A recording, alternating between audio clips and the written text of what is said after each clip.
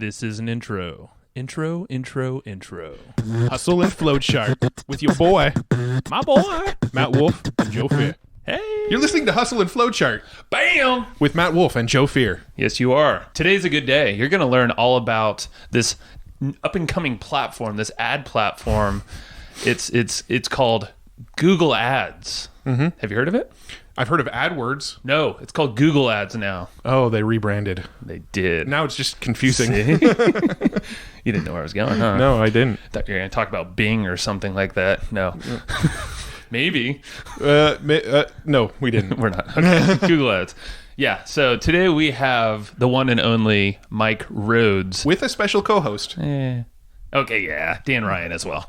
So I just want to say, so Dan Ryan was essentially our mentor when it comes to Google Ads. So a lot of the Google Ads strategies that we use and the Google Ads that we run right now was stuff that Dan taught us. Mm-hmm. And so when we wanted to get Mike Rhodes, today's guest, on, we thought it would be great to pull in Dan, the guy who taught us about Google Ads, to help us ask some questions and clarify some things by Mike Rhodes, who literally wrote the book on Google Ads. Along with Perry Marshall. Yep. But yes, yeah. So he is a definite OG in the ad space here, and he's absolutely amazing. So in this thing, I mean, I don't think we even need to get into it. It's like literally just get prepared to take some notes and open your mind. If you haven't tried Google Ads yet, you definitely should. He gives you a game plan of how to quick start and get your feet wet, but also he talks about auditing in an account and gave us a lot of different, questions you can ask yourself and different ways of thinking of stuff that you might be totally, losing a bunch of money, or maybe you're not trying the correct type of ad to bring in qualified folks to This is essentially ecosystem. This is essentially a masterclass on Google Ads. So, totally. This will be a new resource that we point people to when they say, "Hey, I'm thinking about getting to Google Ads. Where do I start?" Mike Rhodes. This episode, listen to Mike Rhodes, listen to Dan Ryan. These two dudes know their shit when it comes to Google. Yeah.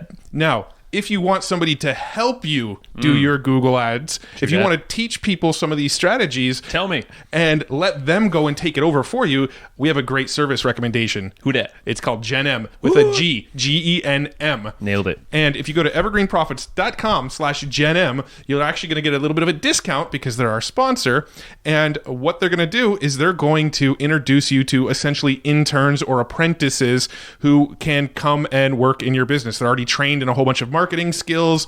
They're doing this essentially for free to learn marketing from you, and you pay GenM for helping make that connection with the intern. It'll all make sense if you go to evergreenprofits.com/GenM, but we have 3 of them helping run our business right now, and it is one of the most valuable resources on the internet right now, so go there. Go get some help. We all need it.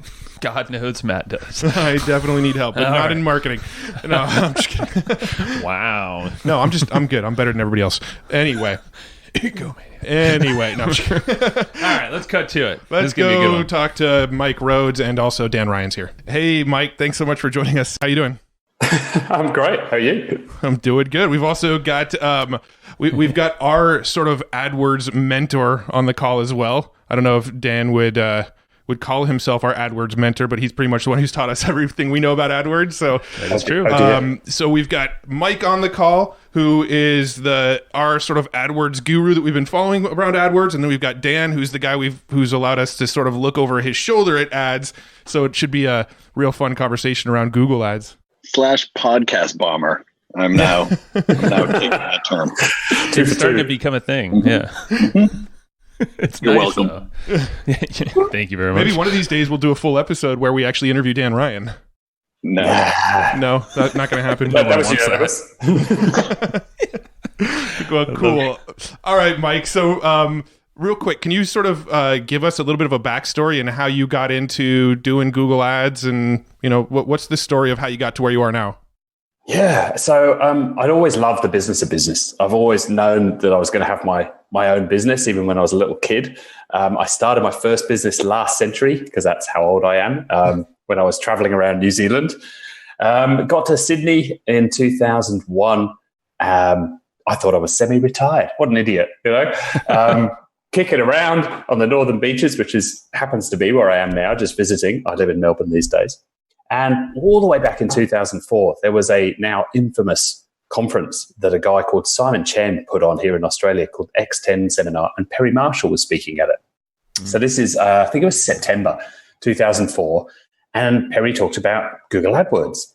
And I'd been coaching small businesses for a while up to this point, doing a lot of consulting. And my head was blown. Like, this is it. This is what they want and they need. They're wasting money on letterbox drops and yellow pages and radio ads. And this is the future of small business. So I stopped what I was doing basically and started the agency. Met Gab and moved to Melbourne in 2006. We've been just celebrated our 10-year anniversary last week. So that worked well. That was a good decision. And started the agency. Way back when at the kitchen table, just me down in Melbourne. That was 12 years ago. And we've been very, very lucky, I guess, in the right place at the right time. Rode that wave from the 5-cent click days. Met Perry again, 2010. Went to an event that he ran in Maui and showed him some of the stuff that we'd been working on.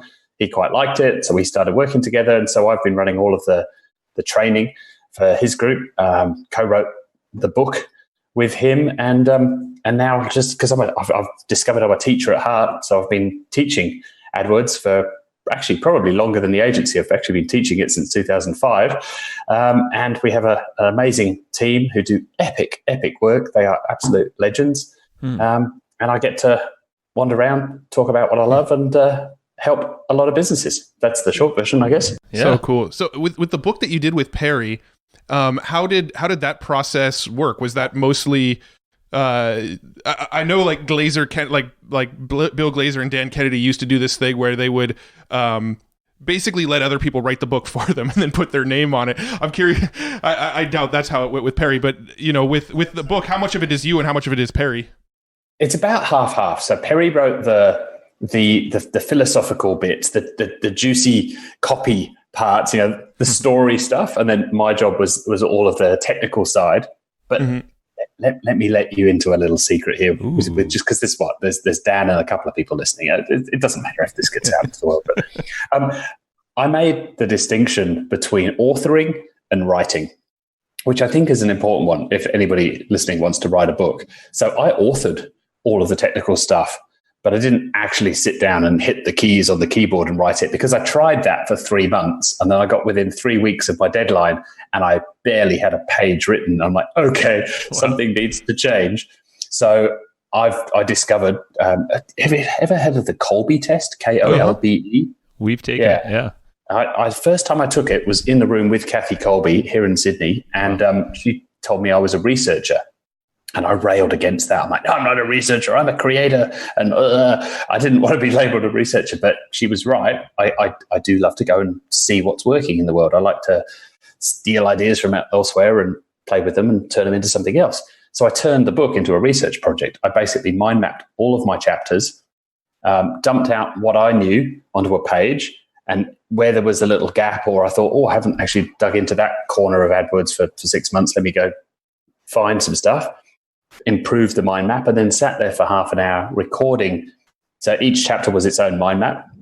Half an hour of recording that, walking through the mind map, sent it off to an amazing writer who then sort of just turned that into the words on the page and fleshed it out and said, I need another case study here. I need a better metaphor for this bit. Can you give it? And just within 2 days, each chapter would come back. Every 2 days, I'd get a new chapter. We knocked off the whole thing in 3 weeks. It was amazing. That's so cool. Just out of curiosity, what was your Kolbe score? Because Joe and I actually did that. It's something along the lines of, now which one's the first one? Fact find. So it's about a 7 fact find, then about a 4 for that. No, what's that one? Follow through. That's probably about a 3 or a 2 actually. And then an 8 or a 9 for quick start. And then I never understood the last one. The implementation was the last one. I never understood that. That was about a 4-ish. So something like a 7.294. Yeah, that last one, they say entrepreneurs tend to have a lower number for the last one. It tends tech based. Yeah, it tends to be the people that have the higher number are people that tend to work with their hands more, like surgeons and construction workers and people that just really like to work with their hands a lot. That was how it was described to us, but anyway. Fascinating, though. But there's a big part of that. Me, I used to build models as a kid. I love building with my hands, but I also love, I think what I've been doing for the last 12 years is crawling inside the machine, figuring out how it works. and then coming back out and using that. So it's a mental model of playing with your hands. I don't know. So I get confused by that one. But I'm curious about the book. What year did you write it? I was in New Zealand. It was 2013 was the first one. So Perry had, let me be real clear here though, he'd sold like 70, 80,000 copies before I came along. It's his book, really. I'm just like adding a little bit on the end. And so the 4th edition came out. I was actually in Chicago. It was October the 1st, 2014, and we just released the 5th edition a little while back. Nice. Okay. That was going to be my question. I didn't know if there were updates. I'm like, how do you keep the tactical so relevant? Because I know stuff changes. Yeah. Well, I wrote a book called WordPress Revealed like 10 years ago or something, and I don't recommend anybody buy that book now. I actually did make a 2017 updated version to it, which is a little bit better, but I think even that one's out of date now. Oh, yeah. Yeah, it literally goes out of date before it's published. We submitted to the publisher, and then literally 2 days later, Google did the big change away from, if you remember, converted clicks versus conversions. They scrapped converted clicks. And we're like, oh, shit. Okay, Mike, rewrite that chapter, which meant rewrites to about 3 other chapters, and then quickly turned that around and resubmitted it about a week later. But even then, obviously, from between there and when the book finally came out, there were a bunch of other changes. That's why I started Agency Savvy, because I just wanted there to be a place to go where you got the most up-to-date training possible, because I knew the book was always going to be a little out of date. I mean, we tried to make it sort of fairly evergreen and as strategic as possible, and certainly Perry's parts are much more strategic, so there's still gold in there, particularly if you're brand new to ads. His bits are really, really good. My bits are the bits that go out of date. Go ahead. No, I was gonna go ahead and segue into talking about Google Ads, unless you had something else on this topic. I was just thinking, Dan, when was the time that you started getting to know Mike or devouring his content there? First off, my Colby score is 666. There's another number. Not sure what that means, but with Kathy is not. I don't know. I came across Mike's stuff, so I've been doing AdWords since it was AdWords. Now it's Google Ads, right? I mean, I was doing AdWords when it was created. That was when I started doing it. So first I did whatever was a go-to, and then it was Overture. Those were like the first PPCs. So I came across Mike's stuff probably 4 or 5 years ago, maybe. And he's literally the only person that I've ever seen do stuff similar to the way that I did. And I would never encounter that. Like, I'm sure he's had the same experience. Like, I've never logged into someone's AdWords account and haven't ever even been close to remotely okay. Yeah, we get hell all the time from Dan. Like, I was on the phone, it was probably a year ago, and this guy called me up and they're like, oh yeah, we're crushing it on AdWords. I'm like, right, okay. And I told him, I'll know if Google built your AdWords account by just logging in and looking at it, right? So I log in and I'm not really paying attention, and I'm talking to him on the phone, and I think we're Zooming, and no bullshit, the name of the main campaign is Campaign by Google. We don't really need to go any further. I'm like, your stuff is not that great. So anyway, I came across Mike's stuff, and I buy people's courses all the time, just, because you don't know what you don't know. And I logged in and I went through some of his stuff, and I was like, man, this guy literally gets it from my perspective, right? Because I'd hired agencies before and fired them because I'm always trying to level up or whatever. And I still don't have an agency. But yeah, I started going through stuff, and I was like, this dude gets it. And he's literally the only person I ever recommend to people is like, you want to learn it, go through his course. It's going to give you the best foundation, period, in my view. So nice. Go ahead and drop that referral check when you get a chance. We can do that. He's going to invoice you later. Yeah. Yeah. My affiliate link is 666. Jeez. Nice. Well, let's actually get into like the nuts and bolts of Google Ads. I'm not totally sure where to start. We actually haven't done an episode yet about Google Ads. We focused on a lot of episodes around traffic. The closest we've come was we've had a couple episodes around YouTube ads, but we've never dove into Google search ads or display network or any of the other platforms outside of YouTube. So I guess from your two perspectives, where do you think the best place to start in on this subject is? So let's start with the big overview of how it sort of breaks down just at a high sort of conceptual level. So you've got the search side and the display side.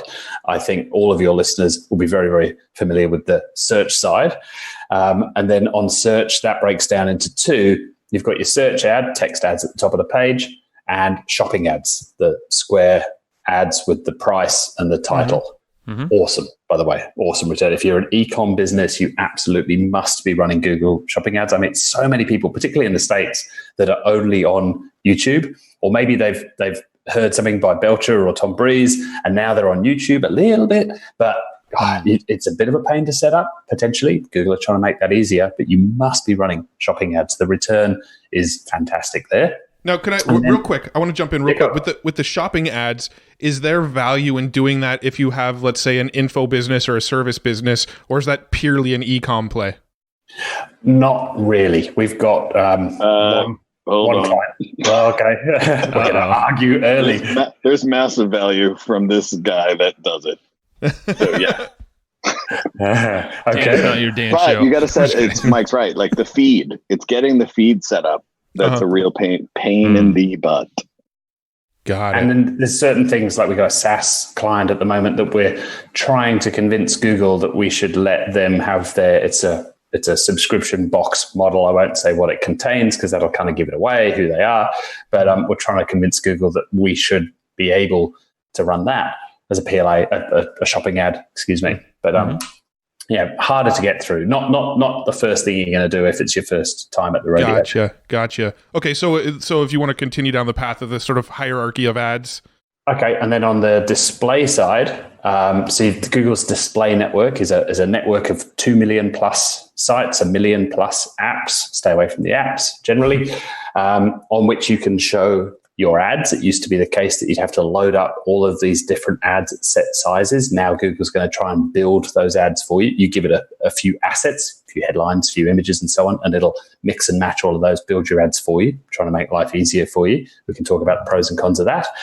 And then within that display network, you've got a couple of big sites, mainly Google ones like YouTube and Gmail. They're all part of this display network. So all of the YouTube stuff actually lives inside the same Google ad account. Some people don't realize that. And many people still have not used or played with the display network. Maybe they've done a little bit of remarketing. So if you're running remarketing ads, they're showing on sites that are part of this Google display network.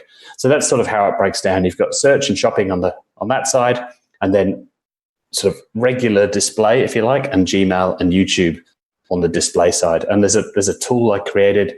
I think this is my talk at Traffic and Conversion 2 years ago.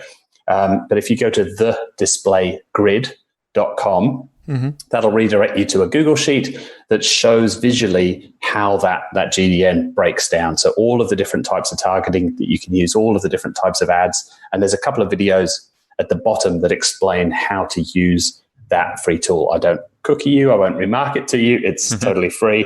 But if you want to dig into display, rather than take up your listeners' time today on here, digging really deep into that's probably the best resource I can give for that. Cool. Yeah, we'll make sure to share that in the show notes. When it comes to display, we've pretty much only ever used it for remarketing. So it's only been, if you've been to our site once, then you'll start to see our ads. Is that kind of how you recommend most people do it? Or is there like some really good cold strategies that you've used with GDN stuff? So remarketing is a fantastic place to get started. I mean, that's where you're going to do the least damage, and it's probably going to get you the highest return. But we're going to talk about AI and machine learning at some point during here, so we may as well start now. Google knows an awful lot about all of us. You know, they've got Chrome, they've got Android, they've got YouTube, they've got Gmail, they've got Google Analytics. they are all data machines. So Google know pretty much more about you than your wife does. They know if you're sitting on the princess bed in the... No, we won't go there, Dan. He's just trying to get a nice audio. Yeah. So they know. And so they use the power of that AI to determine what we want, what we need, what we're shopping for currently to try and serve us the most relevant ads. So we're moving away from ads being targeted based on the content of the stuff that you are reading, which is how it was always done in the past. Because you're on a site that talks about basketball, you're probably more interested in basketball stuff, and so we'll put the basketball ads there. Now, what they're shifting to is you've just been searching for this stuff. You don't normally search for this stuff. You've been browsing. So you've just started searching for Audis and the new Audi, and you've been to some Audi sites, a couple of dealer sites, and you've just started searching for this. You don't normally do that. We've noticed that you've just started doing it over the past week or two. So you're probably in the market for a new Audi. So we're going to allow advertisers to show you ads based on that. And now you're going to see ads that are ultimately more useful to you. And that's the direction Google want to take this more and more, is to show more and more useful ads that convert better. Now, is that what the RSLA? I always get the acronym mixed up. RSLAs? Is that what that is, where you go and you basically search a keyword, and then just because they searched it, they're now in an audience that you can target? Not quite. So RLSA, remarketing lists for search ads, is a way of combining the power of search with remarketing, or actually with shopping and remarketing. So think of a little Venn diagram, 2 circles. On the left, we've got people that are searching for a particular keyword. And let's just stick down the basketball theme, and it's basketball jersey, let's say. And then on the right, we've got your remarketing list. And to keep things easy, this is everybody that's been to your website in the last 30 days. And there's a little bit of overlap with those 2 circles, the middle of our Venn diagram. So what RLSA means, if you set it up properly, is the circle on the left, keep showing ads to everybody that is searching for basketball jersey. But for those people in the middle, I want to bid a little bit more, or maybe a lot more, because they are searching and they have just been to my site. The assumption therefore being, and verify this with data, because Google gives you the data once you set this up. We think that those people that are searching and have been to my site are more likely to spend money with me, and so I want to spend more money with those people. So it's a way of layering, if you like, layering the remarketing audience over the top of your search campaign or over the top of your shopping campaign. And that's good. That makes sense? Yeah, that does make sense. And so it's basically you're segmenting your audience based off of their actions, putting different ads in front of them depending on where they're at and depending on their actions at that time. And that's on the search side, search and shopping. Now, over on the display side, we can start to get a bit more powerful. So there is a display targeting option called in-market. So basically think of this as people that are in the market for, and that's based on that recent abnormal search behavior. You normally do this, but you've just suddenly started doing this. Now you must be in the market for, and there's a list of about 500 in-market audiences. And if you go to thedisplaygrid.com, you'll find a tab across the bottom of that sheet that lists those 500. So you can scroll through there and see if something matches what you sell. And if there isn't anything there, now you get the option of building your own using a targeting thing that should be called custom in market, but it's not. It's called custom intent. And this, I think, is the future of Google Display. So this is where you get to say, okay, people that are searching for stuff like this and this and this and this, give it half a dozen keywords and a couple of URLs, people that maybe have gone to this site and this site over here, people like that, Google, go find me them. Go find me people that have just been searching for this stuff, just been browsing sites like this, and put my ads in front of them.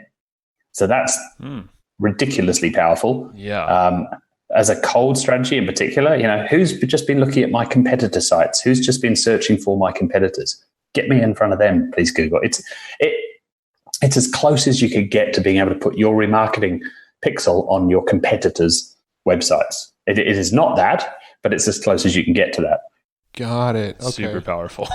No, that makes a lot of sense. Now, is it when you do that kind of thing, does that tend to be more expensive than pure retargeting just because, or is it less expensive because it's a little more cold and you're going to a wider audience?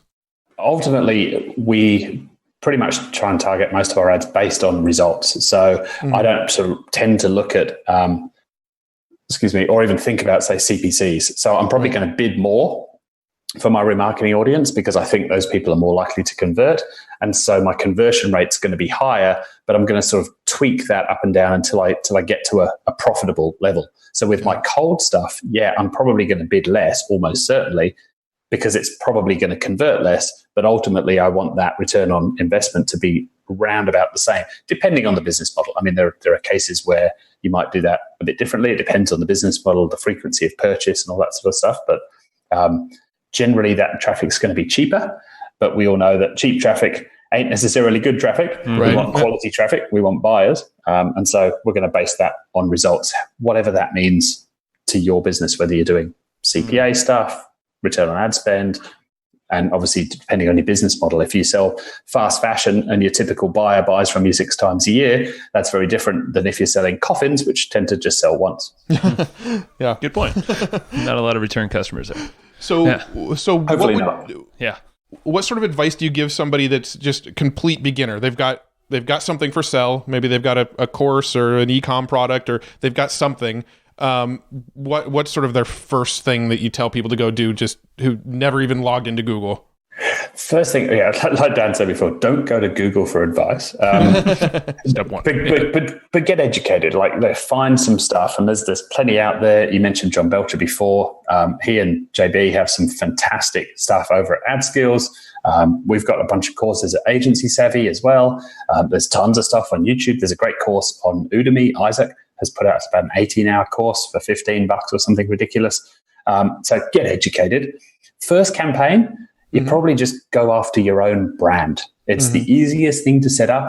That's your name, your business name, your product's name.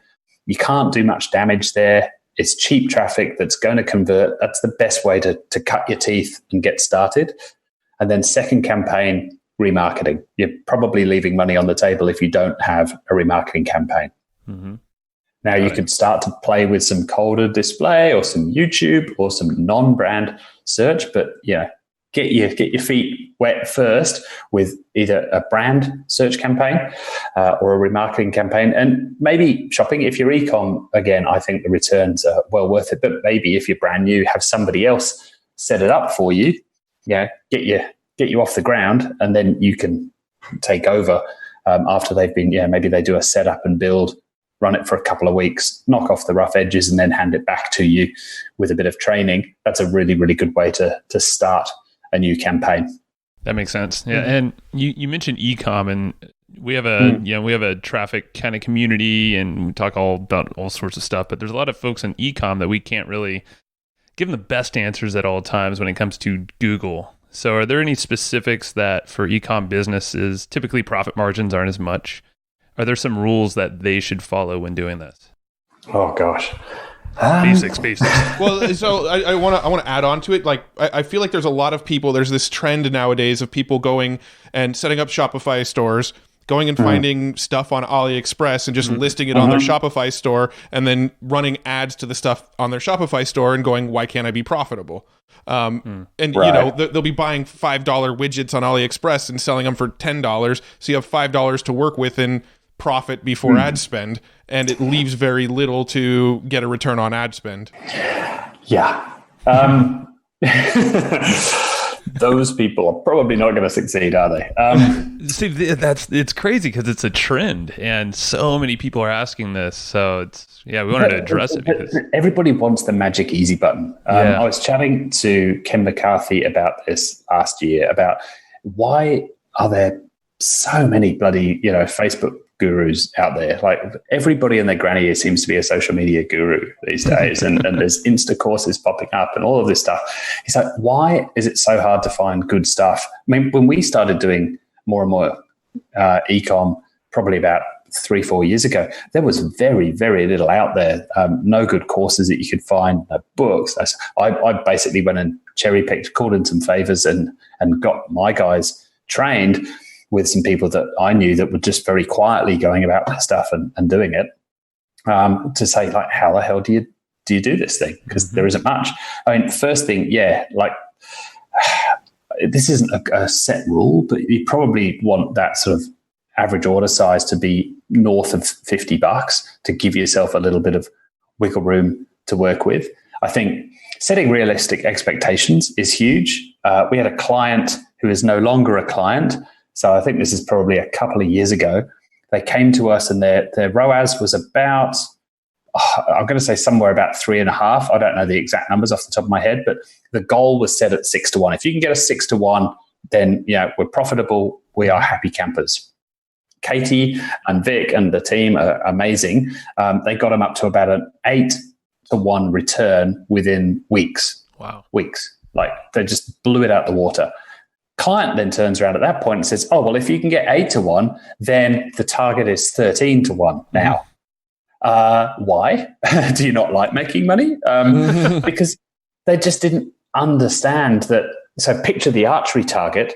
The entire archery target is possible, and you're saying, no, you only get to play if you can shoot arrows into the bullseye. Well, that's a bit harder to do, and there's a lot less space now. There's a lot less traffic that you can get at 13-1. Yes, we were able to get it, but obviously overall profit drops dramatically because now you're just getting so few sales, very profitable sales, but a lot less of them. So setting realistic expectations and aiming to just break even, I'd say, for the first 3 months is probably a good place to start, a sensible expectation to set. Because you've got to... Yeah.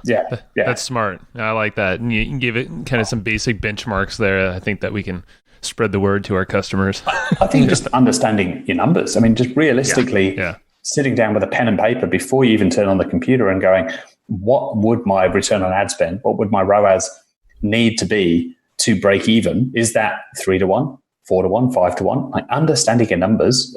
Dan sort of mentioned it before. You log into an ads account. I'm slowly getting used to not calling it AdWords. You log into a Google Ads account, and there's probably one in, well, maybe these days, maybe we get to talk to some smarter advertisers. So maybe these days it's more like 1 in 5. I was going to say like 1 in 20 people running an account that you'll talk to, and you'll say, what's your break even? I mean, they know what the target is. They know that, we need CPA at $30. But then you dig in and say, well, why is that? What's your break even? What's your strategy here? Are you trying to maximize profit? Are you trying to grow fast and run at break even? And most people don't know the answer to that question. So the biggest thing you can do to differentiate yourself early on is know your damn numbers. Know why you're trying to hit the number that you're trying to hit. Because if you're trying to hit 13-1, not only is that unrealistic, it's just plain daft. So start with the break even. Sounds like, like you said, start with break even and then learn to scale slowly, it sounds like. Well, and even then, where do you want to end up on the profit curve? I'm finding that I've got to put a piece out on this because no one really talks about the profit curve. It's really, really hard to maximize profit, but that may not be the best thing to do. It's much, much faster if you can run a break even. Again, it comes down to business model, right? But if you can run at break even, you get a lot more sales in through the door. Yes, okay, your AdWords account isn't wildly profitable on the first sale, but if you're set up for repeat sales, if you're really good at improving that over time, if you're really good at sending stuff out in the box that gets them to come back or refer a friend or make repeat purchases, then you're going to get tons more traffic in. If you're doing split testing on your site, you can split test so much faster now because you've got so much more traffic coming through the site. If you're testing and improving your email, that all happens faster because you've got more volume going through. So it depends on the model. Depends what you want to achieve. Yeah, that makes sense. Now, before we hit record, you mentioned you wanted to talk a little bit about how to audit an AdWords account. And I was going to also ask about scale. Once you've got the sort of basic ad stuff set up, what sort of things do you do to scale up? You mentioned going after your brand name and doing some remarketing with maybe display network and things like that. So what's the process of auditing an AdWords account, and then how do you actually start to scale what you're doing?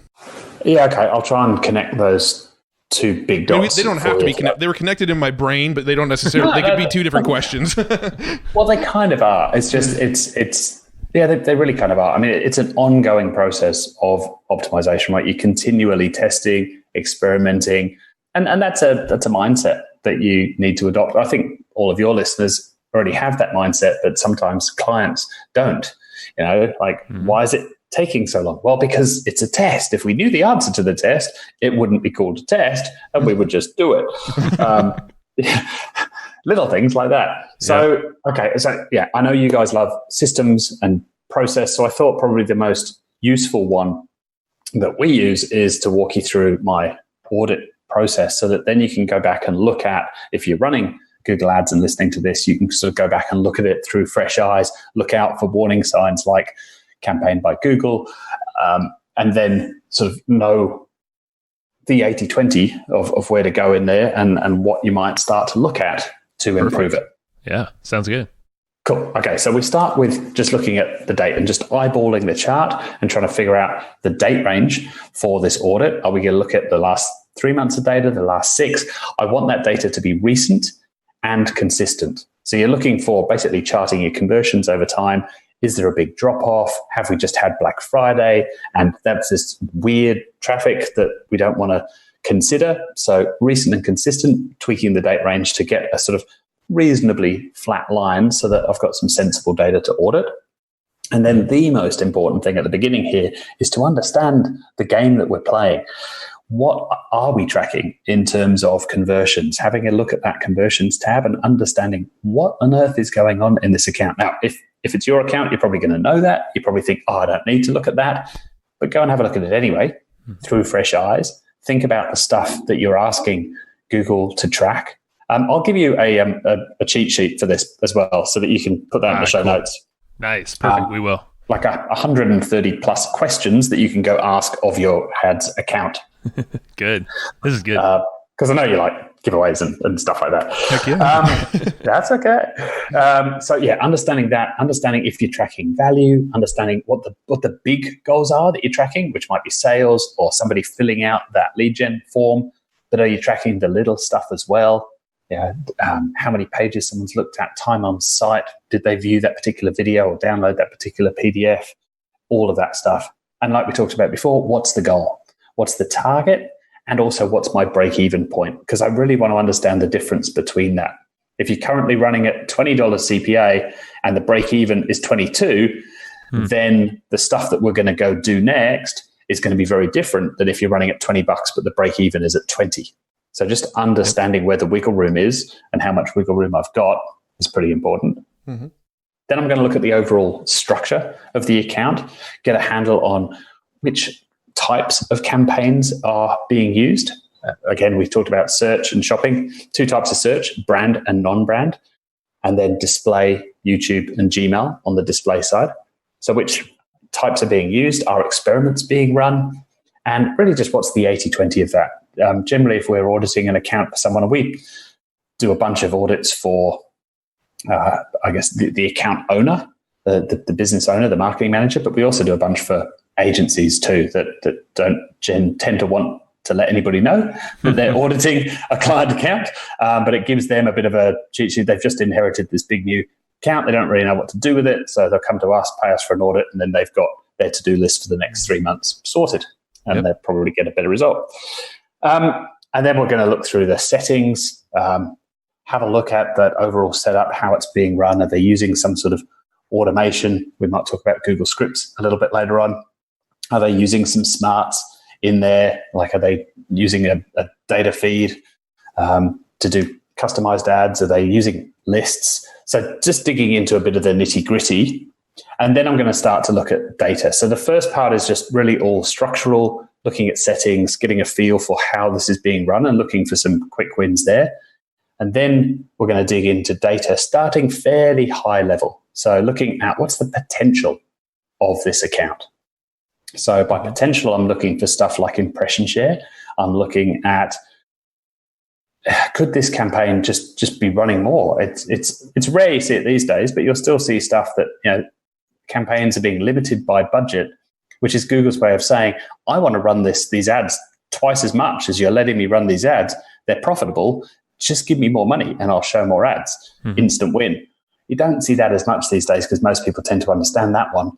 But are ads being limited some other way? If you could make little tweaks to the ads, would Google want to show them more often? Or are your ads all being shown at the bottom of the page?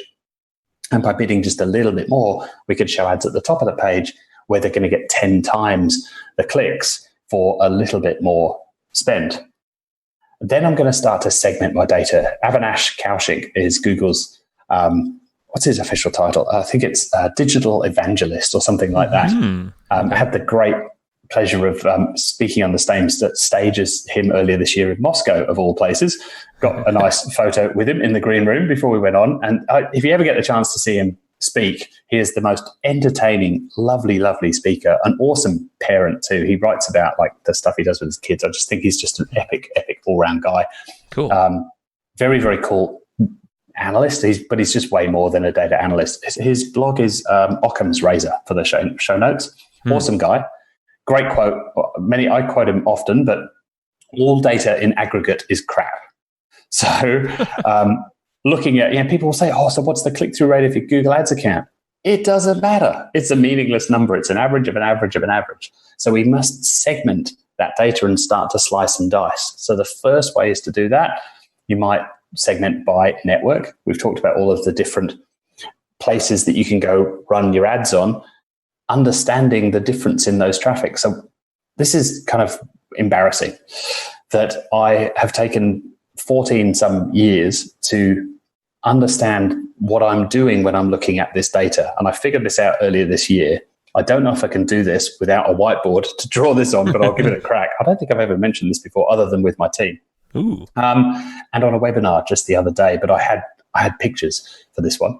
So what I've realized I'm doing is I'm comparing investment versus outcome. So picture two lines. I don't care if they're horizontal lines or vertical lines, but two lines. You could be fancy and call them bar charts if you want, but basically two lines. And on the first line, I'm trying to draw little lines across that. I'm trying to understand how this breaks down. So for example, what was the one I had on my slide?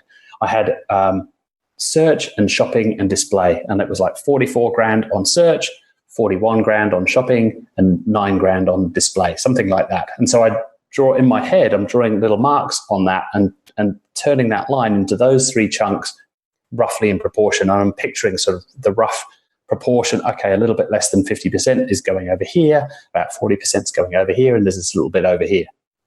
And then on the second line, I'm drawing the outcome. Maybe I'll send a picture of this for the show notes. That's actually sketching it as you talk. I love that on the whiteboard. Nice. Yeah. So on the second line, then I'm writing my numbers, and let's keep this to outcome. So I've got conversions. I've got 3,200 coming from search. I've got 800 coming from whatever it was in the middle, shopping, and then I've got I don't know how many it is, 200 coming from display. And so I'm drawing little lines across my big main line here. And I'm sort of picturing, okay, so I spend this much over here and it gets me that. So now, and then the CPA from each of those, whatever that is. So like, $15, $50, $40 for those three buckets. Mm-hmm. And then I'm also thinking about the percentage. So in my head, I've got, 50 odd % of my traffic coming from search, but it's generating whatever the hell that number was that I threw up before. I don't know, 75% of my conversions. So I'm starting to see the relationship between investment versus outcome. Once you get good at doing that, you'll do it sort of pretty intuitively. One day I'll create some awesome Google Sheet or Data Studio report or something to do all of these segments for me one day. Yeah. But I'm just trying to get that clear in my head of digging into all of these different things. So it might be by device. I might segment by device. So I've got desktop, tablet, mobile, and I'm drawing that little picture again in my head of investment versus outcome. I want to know how much I'm spending on, which is the investment line. I want to know what I'm getting for that, which might be conversions, or I might be looking at ROAS, number of sales, whatever it might be. And then I'm looking at the percentages to give me some context. Context is everything. Because now it gives me clues as to how to dive deeper into that, which is then the next part, which is the 80-20. So maybe the first segment I do is just by all of my search campaigns. I line up, maybe I've got 17 search campaigns running. Visually, I want to know what the top one or two are. What am I spending? What am I getting? So I'm looking for the 80-20 of that, and I'm looking for outliers. I'm looking for where's the weird stuff, the really, really good stuff and the really, really bad stuff. And then I just keep doing that 80-20 process. So I might dive into my top couple of campaigns. What's the 80-20 on ad groups? Maybe there's a couple of hundred ad groups in there.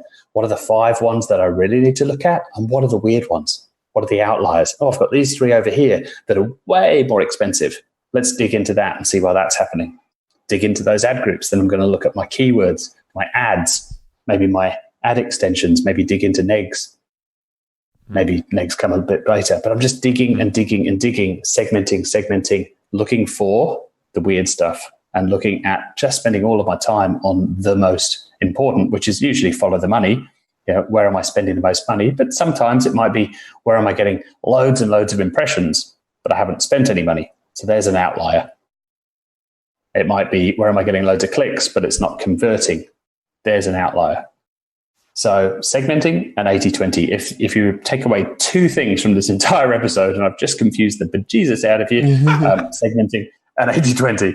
No, this makes perfect sense. And I think the visuals definitely help. if you make those, it would be great. Yeah, but I could see. You are lying. You are lying. You're like, send that screenshot over. Well, send that. No, but I'm okay. Basically. I will message it to you in about half an hour. Yeah, I was trying to write it on the whiteboard, but I kind of sort of lost track. Well, we have these lines, and we did try to follow along. And the thing that made sense the most to me is actually digging into figuring out, you said the outliers. So it's a great way to probably scale up what's working and cut the stuff that's probably bleeding money and you never knew. Unless you actually dove in. Well, so just on the topic of scaling, that's one of the areas with our Google Ads account that we've struggled with a little bit, because we find some keywords that work really well and we get a lot of impressions and good clicks and good sales and we're profitable on, but we sort of, those specific keywords, they only have so much search volume. So I can't just throw more money at it to scale. Right. What sort of things, if you found some of these outliers of, ooh, this one's really working, what are some ways that you can scale that? I picture this as a little bit like breathing. Maybe it's because I'm getting old and I'm starting to do a little bit of yoga every now and again. But I picture this as you expand, you test more stuff, you try some new keywords, or over on GDN, you try some new targeting options, and then you're chopping it back. So you're throwing a bunch of stuff against the wall, seeing what sticks, getting rid of everything that doesn't, and then repeat the process. So you're trying a few more things, chopping back the stuff that doesn't, and go again. And some people find that incredibly tedious, but that's the game. That's who wins, is the people that do that week after week, month after month, thinking. Unfortunately, again, no magic easy button. Like, if these are my keywords, what else might people be searching for? What other keyword universes could I go after? What else could I test? What targeting options haven't I tried yet? Have I tried custom intent? Is my remarketing as good as it could be? What have I tried from a messaging point of view recently? Trevor on our team, he heads up Facebook and strategy at WebSavvy, and had a client recently where one little tweak, he essentially just changed their ad, changed the way they talked about their product. And this is a business that's been going for, 30 years or something. We deal with the Australian master franchise. It's a product out of the States. One little tweak, 5x increase in everything, basically. In conversions, a massive decrease in CPA. This is something that head office in the States had never thought of. Just a different way of explaining what the product did. And people suddenly went, oh, is that it? Oh, well, I need one of those. Right. And it's just tweaking that message. So it was nothing to do with the targeting. It was nothing to do with the bidding. It was just, how do you describe that to people? I find that people, and this is probably especially true of GDN, with Google Display, where you're trying to get in front of a colder audience, people that don't yet know you, is they tend to spend all of their time tweaking bids and maybe trying a little bit of new targeting, but they never test the offer. They never say, oh, what if I put Leads Hook? If you haven't interviewed Nick from leadshook.com, You absolutely should. He is probably the smartest guy you'll ever talk to. The guy's a genius. I'm actually having dinner with him and Shrimko tonight, so I'll mention that to him. But that'd be he awesome. has a tool. He has a cool leads hook, which is quizzes on steroids. Yeah, they're decision trees technically, but quizzes on steroids. If you can send GDN traffic into a really good quiz scorecard, leads hook, decision tree, funky thing, you're going to learn a ton about your audience, and then maybe there's a whole new way to get in front of a new group of people that you never knew about. I love it. Now, one of the things that you talked about on Shramko's podcast, since we just mentioned him, was your sort of 3 groups that you like to advertise towards. Can you touch on that real quick and just kind of describe those 3 groups that you... So it was more like 3 sort of levels of looking at a Google Ads account. It was with reference to AI. So if you picture a little pyramid with 3 layers, bidding is the fundamentals, the foundational layer, targeting in the middle, and messaging at the top. The reason I've drawn it that way is because I think robots and the AI and all of that, it's coming from the bottom up. So the first thing that the robots are getting very, very good at and are already fantastic at is bidding. So at this point, heading into 2019, if you're still spending 3 days a week tweaking bids in your Google ad account, you probably shouldn't be. Some people will rail against this. Dan and I and others in agencies have had some pretty interesting discussions in the Facebook group about how much to lean into this. Yeah, I was actually gonna see what Dan's opinion on that was, because I know when Dan's helped us with some of our ads, a lot of what we have set up is a lot of manual bidding stuff. So I'm kind of curious what your perspective is. I literally never do it. Just because the numbers that I focus on are like the ROAS or whatever. Mm-hmm. And if I'm hitting that, I tend to not mess with going to switching it to CPA or whatever. Before, you used to have to like duplicate the campaign and then switch it to CPA, but now you can kind of just switch it.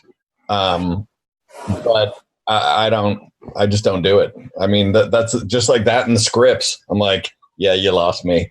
But only because the ROAS, like I'm hitting the numbers that I want. So I don't really need to tweak and twist and do that much.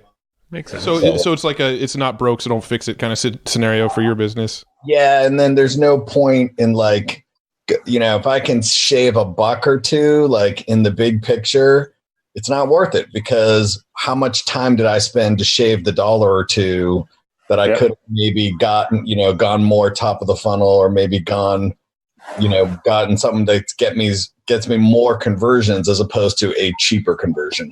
80-20. There's always an 80-20 of time, and you absolutely have to consider that. On the search side, there's a great tool. Used to be shit. It's now pretty good, called Drafts and Experiments. So you can test something new against your existing way of doing it. So if you're running, say you've got a lead gen site and you've got a campaign, now you need a bit of volume of conversions before you start playing with Google stuff. If you're running an account and spending $1,000 a month, I probably wouldn't go near it for now.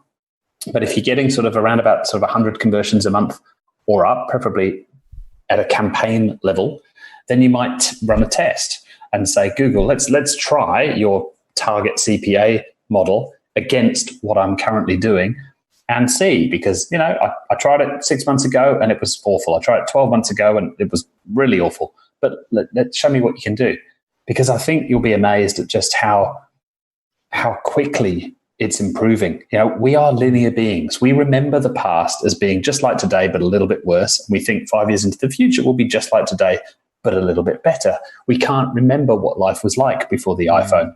Mm-hmm. We're in an exponential world. Yeah, it ain't linear anymore. But we have a really hard time getting our heads around that. And I would really encourage, if you are playing with Google Ads, I'd really encourage your listeners to play with Drafts and Experiments, because right now it is not an option that's available for shopping, but it will be in 2019, we're told. It is coming. And when you have the ability to start running tests over on shopping campaigns, and you're one of the first users of that will be a huge advantage to have. Because right now you can't test bidding models on shopping. You have to, like Dan says, you have to just switch it over and cross your fingers and hope for the best and watch it like a hawk. Yeah. But soon we'll have that option. But we found on shopping that target ROAS campaigns in the last 3 to 6 months are doing really, really well. So we've got some big wins. Caitlin, I should say, on the team, has scaled a big US client of ours from a fantastic referrer who we love, G'day Babak, from about, I think it was sort of around 30 grand a month to 150 grand a month, leaning into a lot of this AI, letting the machine take over that bottom layer of the pyramid, taking over the bidding so that she can then focus on the more important stuff, which is then moving up a level to targeting. I'm not ready to let the machine do my targeting for me yet. I'm not ready to use a lot of Google's automated stuff there, like smart display campaigns, universal app campaigns. We don't see the benefits there yet, but there are other areas where the AI is being used. We talked about it before, in-market campaigns, using all of Google's data. Google knows who wants to buy what. So I'm not going to let them build my campaigns for me, but I am going to say, okay, you know who's in the market for this. Go show my ads to those people. Yeah. And then sorry. I was going to say, when we had John Belcher and we had Tom Breeze both on the show, and they were specifically talking about YouTube, but they were essentially saying now that they'll put a conversion pixel on their success page, and then they'll go and turn on ads, and they'll just leave the targeting blank. They won't even set anything for any of the targeting. They just know that they're going to eventually enough volume's going to go through that Google is going to have enough data built out on this pixel that Google's going to know how to target it for you.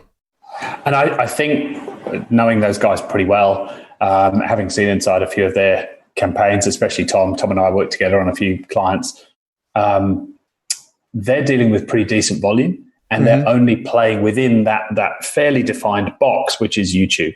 So I think for what they're doing, it makes complete sense for the average person listening to this who's maybe just starting out with Google Display. I wouldn't suggest heading down that road, especially not on the display side. For YouTube, maybe, but also you've got to have some pretty big cojones, and you've got to just say, all right, I'm setting a budget here of $1,000 a day. I'm going to give this 2 weeks, and we'll see what it can do. And Tom will regularly drop 20 grand because he knows he almost always gets it right, and he'll turn that into a profitable campaign. But he's putting his money on the line too with his business model. Yeah. So, and I think they did disclaim that when they were on the show. I think they said, this isn't their first campaign. They don't go in there and just do that. They get a lot of data on the pixel before they turn that kind of stuff on using targeting. But eventually there's enough data built into that pixel that they can do that. Yeah. And Google's got this confusing way that it expands your targeting. They've got similar audiences, which is like Facebook's lookalike, which aren't really as good as Facebook's. But they also have this thing called conservative or aggressive targeting, which is kind of like similar, but not, where Google will say, oh, you want stuff like this? I'll go get you stuff like that. And it will wander off. And sometimes that works phenomenally well, and other times that works appallingly badly. There's still plenty of fraud on the Google Display Network, which Google swear black and blue there isn't.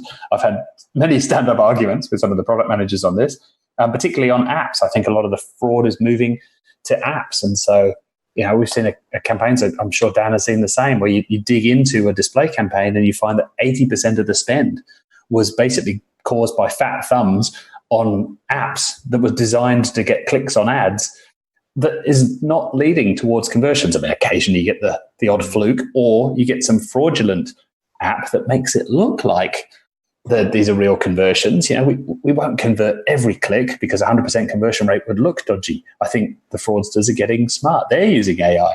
They're getting smart, but let's not go down that rabbit hole because we could spend another hour on that. I was going to say, I just had someone's account get hacked that was shut down the other day, and in 2 days it spent 70 grand. Oof. And it was all app traffic. I was like, holy crap. And of course I'm like, hey, your account got hacked. Oh man. But it was insane. All app traffic, $70,000 in like 48 hours. It was out of control.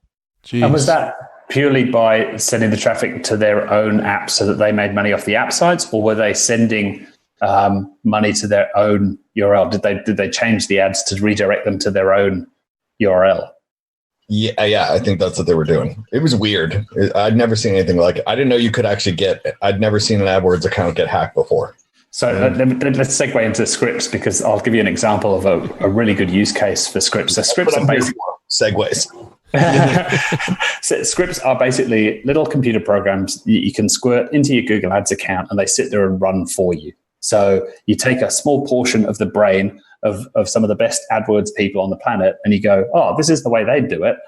Computer, do that for me. And you can run these scripts hourly if you really want, or you can run daily or weekly or whatever. And so one of the scripts that my amazing team wrote, again, Charlene and Heath are brilliant coders. I'm very lucky to have them on the team.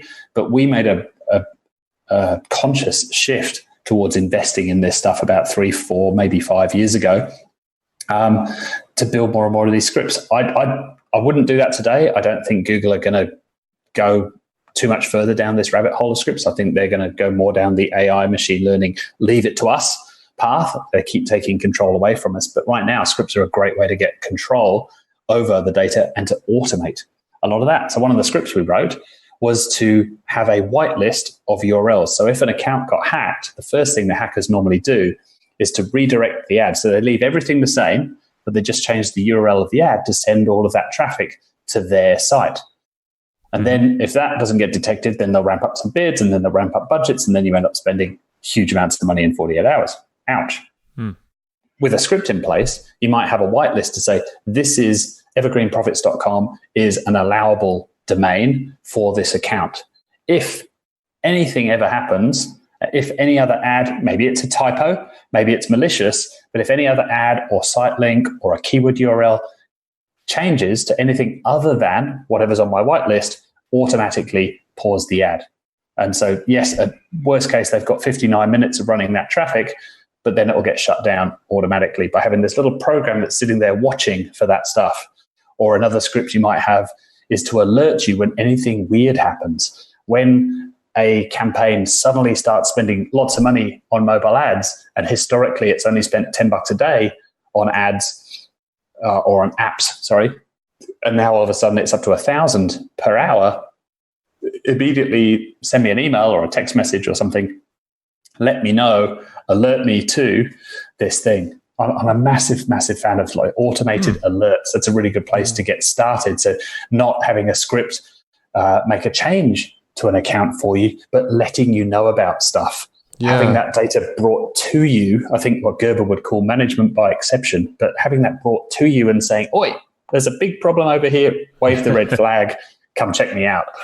Is that something that you can, so you said you develop scripts, is that a marketplace that people can, kind of add? It should be. It absolutely should be. There should be an app marketplace where we could lease all of the scripts that we've written to people, and they could use them for a couple of cents a time. That doesn't exist, but there are some amazing people. Russ Savage is probably the best known for this, freeadwordsscripts.com. But if you just did a Google search for best AdWords scripts, you'll find loads and loads of posts. There's a post, I can't remember who it was, Rank Hammer, I think it was, that did a post with about 120 scripts. Google's own dev site has got loads of free scripts. And this is all free because once it's out there, it's out there. We've spent a lot of money writing our own. But as soon as you give that away, then, it's out there in the wild, and all it is code. So now with those scripts, you mentioned that you use it a lot for alerts and to shut down ads if the wrong URL is there and things like that. But I'm assuming you can use these scripts to actually sort of watch for things in your ads and tweak things based on what it's seeing. Absolutely. And sort of create your own AI to adjust ads for you as well, right? Totally. And that's really what they were there for at the beginning. Most of the scripts you'll find in the wild are for bidding. And what are some examples of those kinds of scripts? Oh, gosh. Well, anything you can think of that's rule-based. So if this, then that. So, if an ad has spent more than $50 but not converted at all, then pause the ad. Or if my ad group has spent more than $100 but not converted, then pause the ad group. Or if my campaign has spent more than $500 and never converted, pause the campaign. So there's a really, really simple version of that built into Google, which is called auto rules. Mm-hmm. But auto rules are fairly limited in what they can do, and they only get to run daily. It's a great place to start, though. If you're totally new to automation, I'd suggest just do a Google search for common auto rules and go look through that, find some stuff in there. Scripts are sort of the more advanced big boys, big girls area where you can go play. A lot more power loads of them freely available. But yeah, start with stuff that just either adds a label to a keyword or an ad group or a campaign. That's a really good place to start. And then once you see that it's doing what you want, i.e. the right stuff is being labeled, if this, then that, if this thing is spending too much money, if something weird is going on, if there's an anomaly, label this thing and tell me to come have a look. Once the labels are doing what you expect and what you thought it was going to do, then you can say, well, don't just label it. Actually, now I want you to do this. I want you to move this keyword over here into this ad group. I want you to take this new search query that I've discovered in my shopping campaign and move it over to its own ad group in a search campaign. You do all kinds of crazy stuff. That makes sense. You can have it send beautifully formatted emails every day or every week straight to your clients if you want, so you can automate all of your reporting instantly. Wow. Yeah. So one of the things that we do with our ads is, we'll start by running our ads just to the US and that's it. And then once we get a campaign that's working really well in the US, one of the ways we scale is then we go and say, okay, let's test it in the UK. Okay, it's working in the US and UK. Let's add it to Australia. And we start to add in other countries, but we duplicate the campaign and all the ads, everything that's in the campaign, we duplicate it identically into a different country. So I would imagine you could probably do something like that automatically with these scripts. Absolutely. You could have a little Google sheet with a list of the countries in the order that you wanted them to go through: UK, Australia, South Africa, New Zealand, Ireland, boom, boom, boom, boom, boom, and have it, if this, then that. If we hit this particular threshold, then go create the next campaign, or add that geo into our existing campaign, but put a bid mod over the top of it just to reduce the risk. So anything that you can think of essentially can be done. There's very few things. Yeah, it's a huge time saver. Yeah. So I want to be very respectful of time. I know we're kind of coming to the end here, but I did have one last little topic I wanted to touch on quickly before wrapping up, and that is landing pages and where you can drive them to. So I had a Google AdWords account shut down back in 2007, 2008, somewhere around there. And basically they said it was shut down because I was sending people to bridge pages where it was a page where there was only one option. You basically opt in or you leave, right? That was the only options on the page. Now we eventually got our ads account turned back on, but I've heard that Google is sort of relaxed on that kind of stuff a little bit. So I'm kind of curious what sort of rules of thumbs you have about landing pages, what you can drive traffic to, and then as a sort of add-on to that question, affiliate products. Is it okay to drive traffic to affiliate products from Google? Because I know a lot of people believe there's a bit of a gray area there. I'll come at the second part first, which is to say I am not the best person to ask. I haven't played with affiliate stuff on Google since 2005. It was much easier back then. And then, when the massive slap happened, 2007, I just stopped doing all of that. So I basically have a granny policy, which is we don't take on clients that my granny wouldn't approve of, because that's basically what Google have, I think. They basically have a granny policy. So we pretty much will... it maybe points them in the right direction, but there's plenty of stuff that we've turned down to say, nah, we're just not comfortable playing in that space. And that annoys some people. And that's usually when you find out that was a really good client to turn down, when they just go on this huge rant and, why don't you take my money? And there's just some markets we just don't want to play in. It's not personal to them. People take it personally. But we've just decided what we are good at and what we're comfortable doing and what fits our values. We're very focused on what our values are.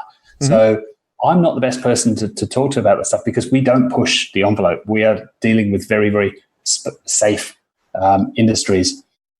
As a general rule of thumb around the landing page, transparency is a big one. Adding value. The reason they don't like bridge pages is you're not adding any additional value. This is virtually the same as these other 14 bridge pages over here, and you're not giving the user any option. Like you say, it's either opt in or disappear.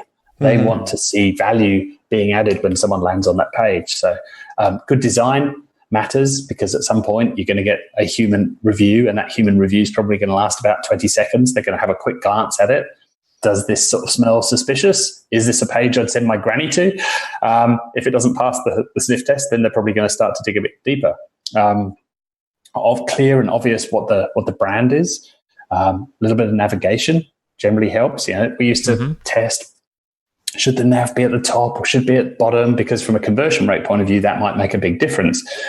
These days, we tend to say, well, let's focus on the human first, what makes a good human experience, and not worry about the machine so much, because if it's good for the users, then it's probably going to be okay. There are some guidelines that you can find, the stuff that Google's quality guys are told to look for. You can Google that and find some of those, big, thick document that you can read through. But generally, if you sort of do a pretty decent ethical job, if you're not pushing to try and find the edge of that line, then you're generally going to be okay in most markets. If you're in a market that Google doesn't like, then we won't be the best agency for you, and you may run into problems. At which point, then you've got to start dealing with the bureaucracy that is Google, and basically that could be a 6-month conversation of what is it specifically on my landing page that I need to change, because they won't give you a list, they'll give you one at a time, right? And they'll say it's this. If you're lucky, they'll say it's this ingredient you've mentioned, this particular thing here on this on this other page on your site. Yeah, but that's not even on the landing page. Yeah, but on your website you mentioned this ingredient which is on our banned list. Okay, so there you've got to go change it. And for some people, they can't change that. You can't change the formulation of a supplement just to keep Google happy. But the really, really smart supplement companies know what Google like and what they don't like. Or they can hire someone like you guys. They know all the rules inside and out. I'm very lucky. I've got 2 ex-Googlers in Hyderabad that are, amongst other things, particularly wonderful at policy. I've got an ex-Googler in the office as well who's been with me the longest of anyone, and they've been trained in that, and they just think like Google thinks. It's a great resource to have. They are fantastic. That's what it seems like. Is just be human, lead with value, give good quality, design and content and everything you can do. You're at least on your best foot forward, when you're running ads to any platform, I would imagine. Yeah. Let alone conversions will be better, should be. So I know we ran a little over, but let's wrap it up. What's a good book or something you end up reading or recommending often to folks? After the AdWords code. Yes. I'm a massive fan of the near future. So that's what I love to do. How do I leverage the near future to help grow businesses? That's my sandbox. And if I spend the rest of my life playing in that little sandbox, I'll be a very, very happy camper.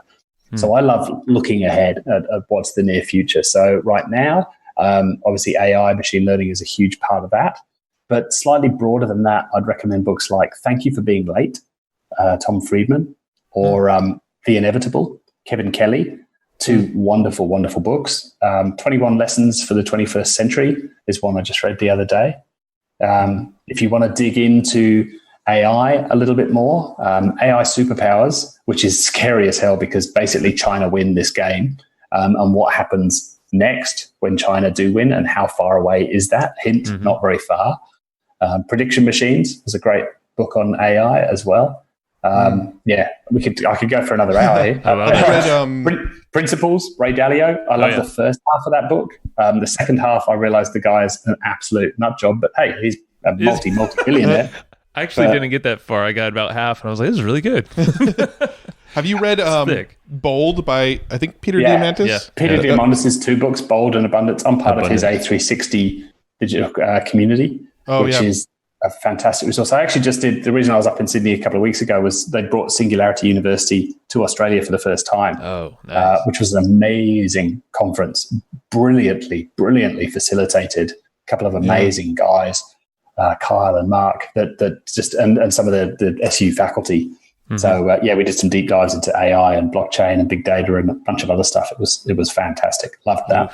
I love it. Thank you too. Yeah, Bold was one of those books that I read that book and it just like instantly got me interested in futurism related topics. After reading that book, it just led me down some other rabbit holes.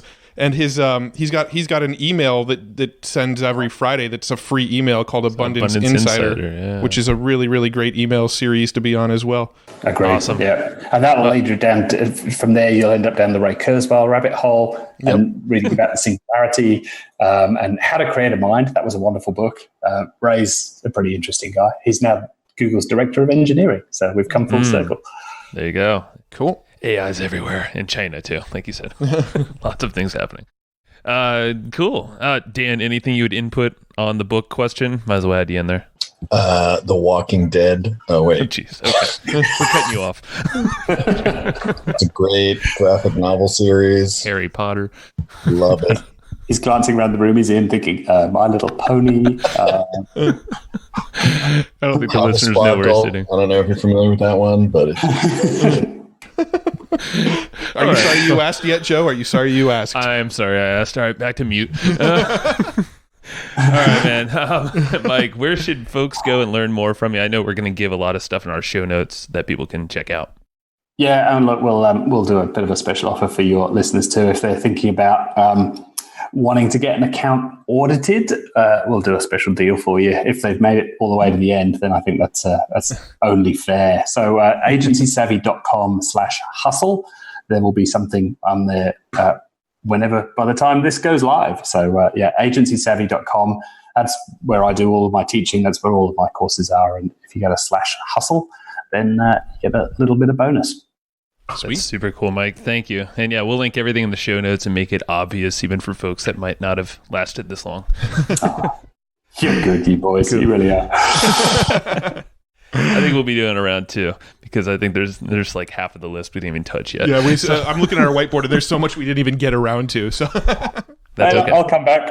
You were super flexible with me. I had to move this around because some stuff happened the other day. So thank you for that. But I'm flexible. I'll come back for round 2 if you're happy. That's all. That's good. And all jury's you out. have to do is buy him beers at Overtime Traffic and Conversion 2019 because Mike will be there. I'll be there. yes. We'll do a podcast there. Yeah, just set up Probably a little not. booth in the bar. That's great.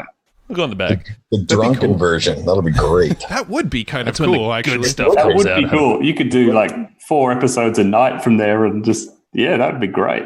Yeah. See? You I think need we're it on to soundproof. something. Love it. All right. We're going to call that tentatively happening. All right, Mike. Dan, thank you guys. Have a good one. Thanks, Matt. Thanks, Joe. Thanks, Dan. Bye. See ya. All right. Thank you. And I hope you just enjoyed this episode you just listened to. Now, right now, before we sign off, I have a few things I would love for you to do. So the very first thing is to go find our guest on Facebook and tell them that you loved their episode with us. That's going to help them just feel good about themselves, but also it's going to spread the word a little bit more for us. So go find them on Facebook. Everybody's on Facebook, and go say that you love their episode and maybe one cool thing that you learned there.